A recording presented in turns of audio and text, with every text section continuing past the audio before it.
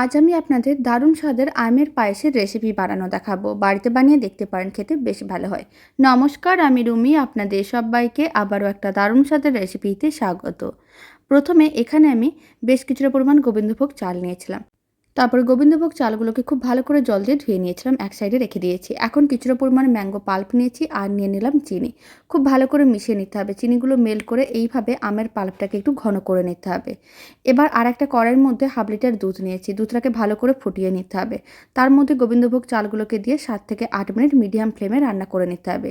এতে চালগুলো ভালো করে সেদ্ধ হয়ে যাবে। তার মধ্যে দিয়ে দিতে হবে গুঁড়ো দুধ। গুঁড়ো দুধটাও ভালো করে মিশিয়ে নিতে হবে।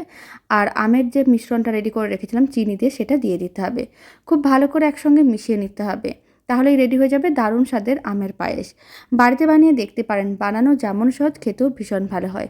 আশা করি আপনাদেরও খুবই ভালো লাগবে। আর বাড়িতে বানালে কমেন্ট বক্সে জানাতে একেবারেই ভুলবেন না।